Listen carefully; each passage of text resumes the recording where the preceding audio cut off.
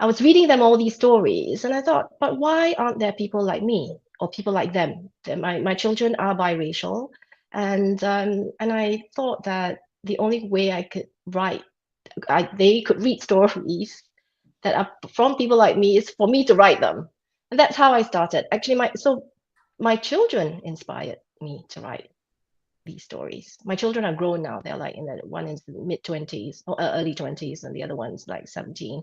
So yeah, so they That's inspire me. that's amazing. That is really, really lovely.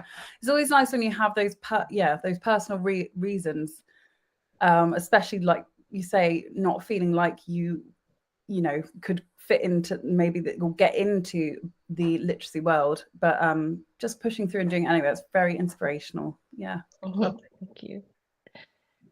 Yeah. No, Oh, that's the next kind. question is about your book. So, obviously, you can see your book in your background. So, what inspired you to write this book? And if you could show our audience a few pages of it, would be Yeah, amazing. I will do. I'm just trying to get it right. Oh, here on camera, it's so weird. Okay, so this angle, I guess. So this book is called I Love Chinese New Year. And I wanted it to be called I Love Chinese New Year rather than I Love Lunar New Year, although that's what the world calls this festival, Lunar New Year, because it's to be inclusive and to be more diverse, and that is fine.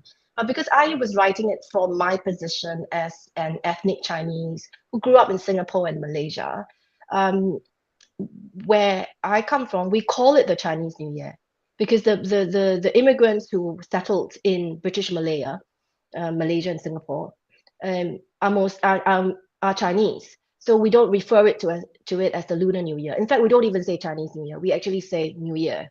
I mean, you will never call it the Gregorian New Year, right? You just say New Year. So to Yeah. us, it's also New Year, right? So the illustrations, they're beautiful.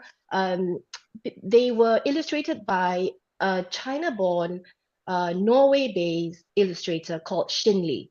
Her name is Shin, and if you look at getting the angle right again, here we go. Yeah. And you know they and it tells the story of a little girl who's called Mei An or Mei An in Chinese, and her Nai Nai, who is her paternal grandmother, um, and how they celebrate the Chinese New Year. So literally, it starts like this: the Lunar New Year is arriving tomorrow. A new moon, a new year, a new celebration. My family is Chinese, and we have our own Lunar New Year traditions. So it goes through the rituals and the traditions, the food they eat, and it's really a time of family bonding. And Lunar New Year is celebrated differently in Asia. I mean, in China, it's a big celebration. I mean, people just stop working and Oh they go yes, there's home, don't many they, Ken? holidays Yeah, in China. So I yes, mean, they do have a many days holiday in Hong Kong as well. yes, yes, yes. Yeah, so this, what inspired me was really my own culture and heritage, and that I wanted to share with the world. Because we have, I think I'm allowed to say this. I was told that this is the first Chinese New Year book and the only one so far in the UK that is actually written by an Southeast Asian person.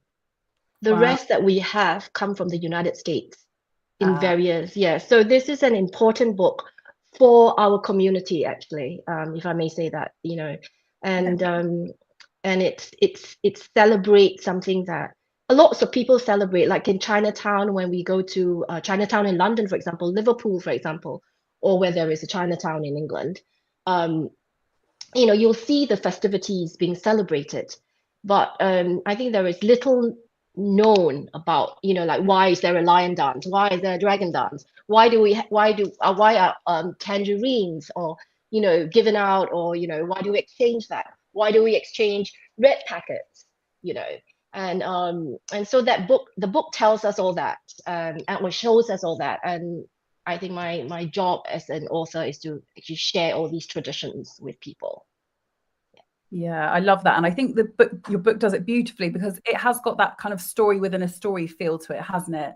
And it talks about the what it's the The animal Great race, Race. the great Yes, race. it's called The Great Race. Yes, yes, it's called a nested narrative. So Okay. basically, there's a story within a story, and you're so right about that. So it starts with the Great Race, and that's how time started in China. Um, and that's the legend anyway, the tale of how there are 12 animals and why there are 12 animals. And Xin Li, the Xin, because she's from mainland China, actually don't call it the Lunar New Year there. They call it the Spring Festival, Yeah. which is 春节. And so she actually, I mean, she's so good in that she leaves little, I don't know if you can see this here. Wait, where's my finger? Here. There's a little Chinese note there on the wall, right? Yeah. And it actually says 春节. And so she lists little details, that word is here again, to actually share her culture as well, through her illustrations. So I thought that was really a wonderful way to tell people that there are various names for this festival. Yeah, that is so true. That is, and I've heard it referred to as the Spring Festival, like you say, but it's interesting to know the reasoning and behind, and why certain areas might say it's one thing and the other. It's nice to learn that. Actually, Yeah. Katie has just said, I didn't know much about the Chinese New Year until I started working at Yes Baby. This is one of our colleagues who's watching. Hello, said, Katie. I'm loving that I learn something new every year, and your book looks incredible, and I can't wait to get my hands on a copy. Thank you. Yeah. Thank you. Yeah. I think I also need to say that in Vietnam, because the Vietnamese Lunar New Year is also on the same day. I mean, my aunt is Vietnamese because my uncle married a woman from Vietnam, and they celebrate it too. And it's called Tet there, or maybe I massacred the word because I don't speak Vietnamese, but it's spelled Tet, T-E-T, for our Vietnamese listeners. And in Korea, it's also on the same day, and I'm just going to massacre this again. It's spelled Seollal. So I'm just going to say it. So Seollal in Korea. So sorry, Korean listeners, if I've massacred your word for the Lunar New Year. So that's why it's called the Lunar New Year, because it really is based on the moon, the cycle of the moon. Yeah. Fantastic. Thank you very much for sharing that. Right, I'm just having a look at my list. My next question was about your Chinese or lunar, or I'm just going to say, what are your New Year traditions? As you say, you wouldn't call it that. Thank you. So what are your New Year traditions? Yeah, my personal New Year tradition is actually to can you see the pineapple behind me? The pineapple. Yes.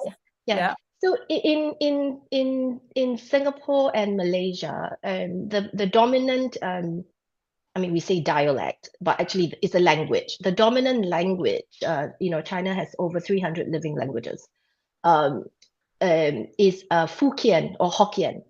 And the pineapple symbolizes wealth because it's in Fujian, it's called Ong Lai or Huang Li in Chinese. Right? So in Hokkien, it's Ong Lai, and Ong Lai is a kind of like a pun. Chinese people love puns, and it's a pun for like wealth coming or come wealth, to invite wealth in. I mean, wealth isn't always about money. It's also about abundance. Auspiciousness. I mean, who doesn't want good luck, right? Who wishes bad luck on themselves? Nobody. So it's all that. It's abundance. It's about being happy, right? And my tradition is actually to eat pineapple tart, because this is one of the traditional cakes that we have in Singapore and Malaysia. And this one here is actually made by a Malaysian baker. She loves making all these traditional cakes that come from Malaysia and Singapore. And I just order from her. And they're yummy. They're so yummy. So that's my tradition. They sound absolutely delicious. Amazing. I want one now. I think I need to get some pineapples for my house because, like you say, who doesn't want good luck? Yeah, totally. And then in China, on Taiwan, and other places also in Singapore and Malaysia, they have this cake called the nian gao, which we can also buy in Chinatown here. And you can see here Nai Nai. Oh my God, fingers going wrong way. Nai Nai is feeding Mei An a slice of nian gao. You know what? My mom used to make it. But when I was little, my mom used to make by herself. Yes. It was so yummy, and I don't know how to describe it. It's some kind of rice cake, but Yeah, it is. very soft, but it's very sticky and it's very sweet. Sticky. And Yeah, it's yummy. I love it. And my mom would like slice it and then she'll fry it a little bit. So it's also crunchy. So it's actually it's made of sticky rice, pounded, and then caramelized sugar, and then they steam it. And that's that is the tradition in most countries that I know. Yeah. Wow, this sounds amazing, and you're actually making my mouth water at this moment. I really want to try some.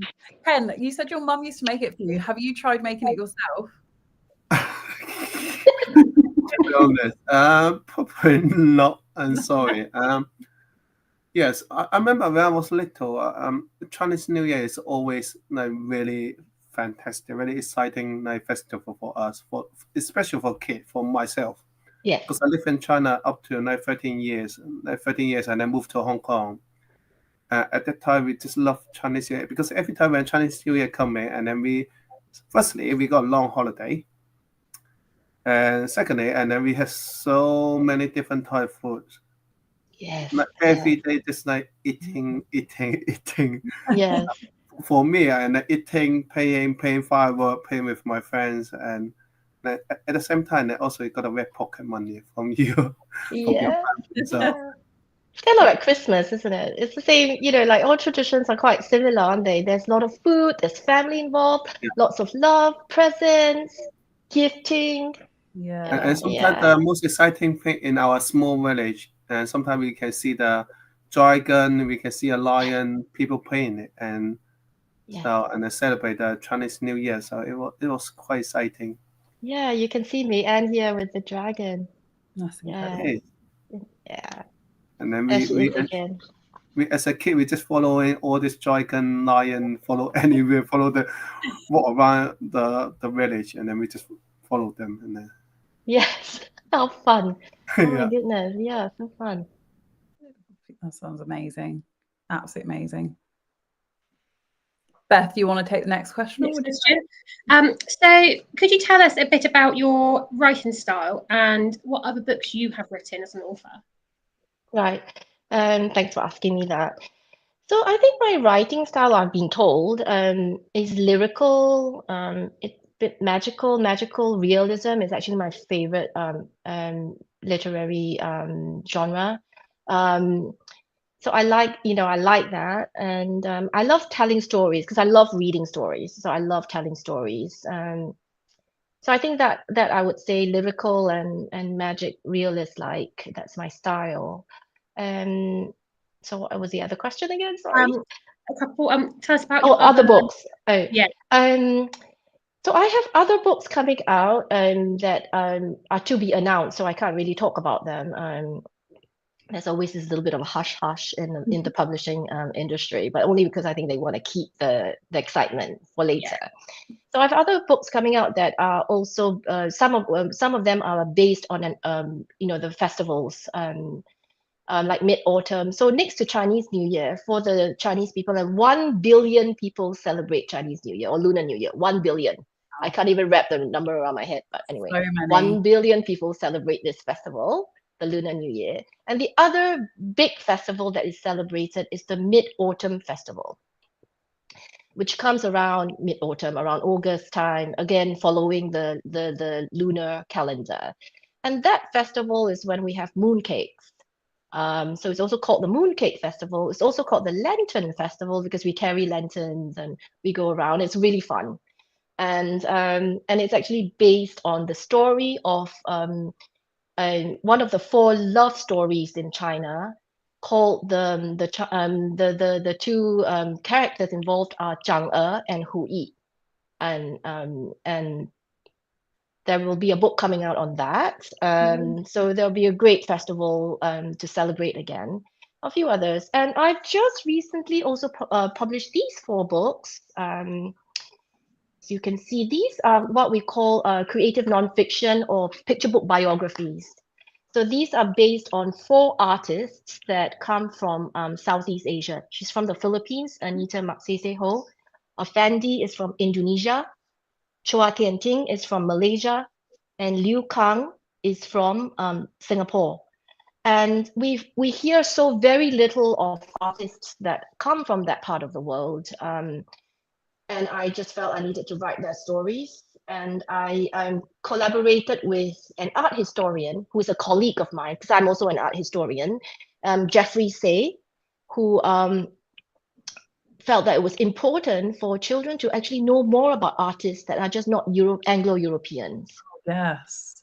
We have so many of them, so many artists from China that literally are quite not known, you know, because there are no books written about them for children, at least. So I'm just excited about that, and I would love to see more books like that coming out. Yeah. Absolutely. That is so important, and they are very intriguing, actually. I'd like to get my hands on a couple of copies, because just thinking back to my schooling, you know, my education, I was in school a decade ago now, but I know that, you know, things are changing slowly, but sadly not fast enough. But I mean, there was no kind of representation for kind of any Asian, Black, any kind of minority artists, authors, like anything. So it's so important to have these books being written by people like yourselves, and you know, we almost champion to push them forward and, you know, buy them and celebrate them and to share them with our children. I really think it's really important. 100%. I'm very passionate about that. But so yeah, no, that leads me on a bit to my next question. Was you know, it feels like society has woken up to the fact that we need diverse books, and you know, we need books that represent minorities. It's really important because there are just not enough around there, you know. And you know, we're waking up to that. But how do you think the kind of publishing industry has responded to that need? And do you think that they're doing enough? Is there more that can be done? What are your thoughts? I'm just going to jot down a few names before I forget. My memory is so not good these days. Yeah. So I think that people who live in minority groups like us, or like me, I would say, we always knew that, you know, we needed diversity. We needed these books for our children, you know. And we find them. I mean, there are books coming from China, from Southeast Asia, and I buy these books for my children, and I read to them.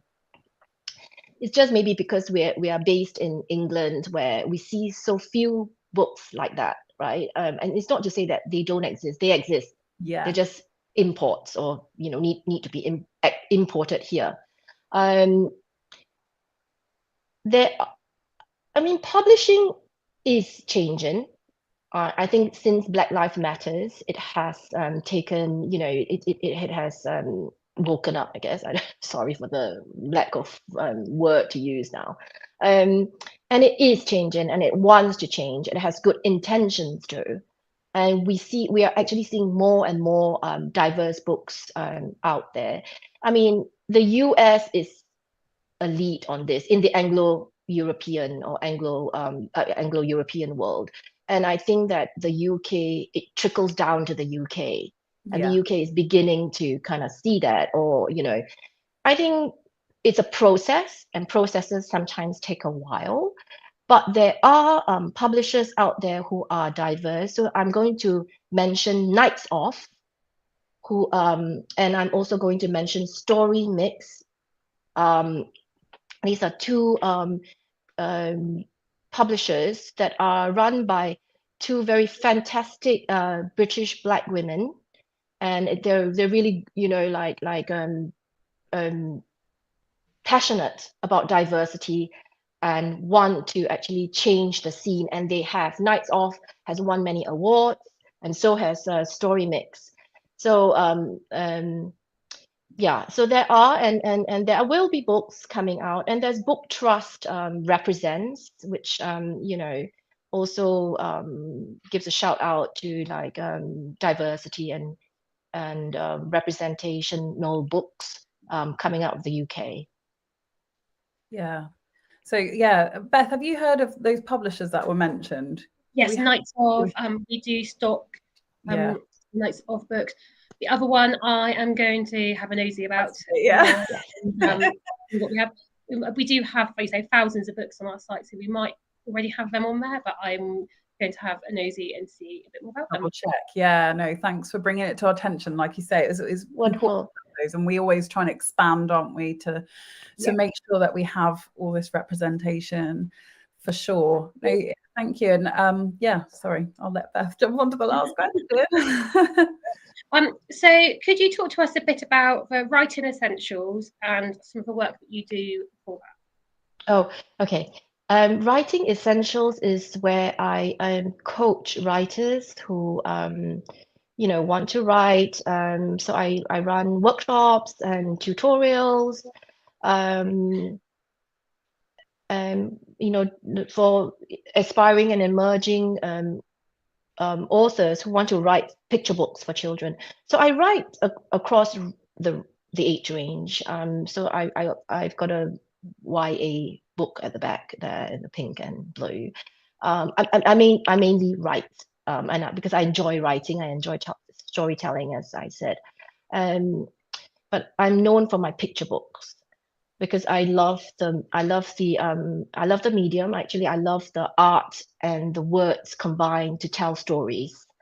So I get to work with a lot of very talented illustrators because I don't illustrate, and that makes me feel very fortunate and very lucky. And so this is what the Writing Essentials does: is I coach writers who want to write picture books. Or who just want to write it. I also offer editorial services, and I focus quite a bit on sensitivity editing, which is something quite new in the industry. I mean, newish. It probably started in 2016, and that's what I do. So I get projects from publishers and individual authors who want me to go through fine comb their books and their manuscripts, really, to look for issues that are problematic, that could be problematic. And these are usually people writing outside of the communities they're writing about. So that's what sensitive editing is. So that's what I do there. That's very important. That's very important for sure. Definitely. I suppose, especially if you can get a mistake like that and it can make or break your career, I think. So it's in this day. So I think it's very, very important. Well, if we've got any aspiring authors, then here we go. Just if you need some assistance or some direction, then Eva's your girl for sure.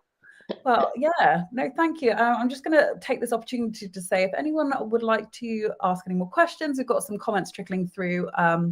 But if anyone wants to ask a question, now's your opportunity. And I'll just read out, we've got a comment here from Simone. And she said, as a child, I really wanted to learn about different cultures and countries. And unless I read non-fiction books, it was so difficult to find any books. I now learn so much from the books I read to Ted, her little boy. I love the range of diverse books I can buy at SBB, and Book Club, because they offer a book club subscription service. Always has an amazing selection to choose from too. Oh, thank you very much, Simone. Oh, thank you so much. Yeah, we always try and make sure we get, like you said, it's just opening people's opportunities so that they can, engage and request diverse materials. So it's just very important. And I know it might sound like a broken record, but it's just something that is very passionate for me. I'm very passionate about it. So it's nice to talk to like-minded people such as yourself. So thank you very much. Ken or Beth, is there anything you wanted to add before we wrap it up? Because I know Eva's busy and she's got lots of things to be getting on with today. We've taken a lot of her time. So No, not at all. Thank you. I wish to wish you a happy new year for yourselves.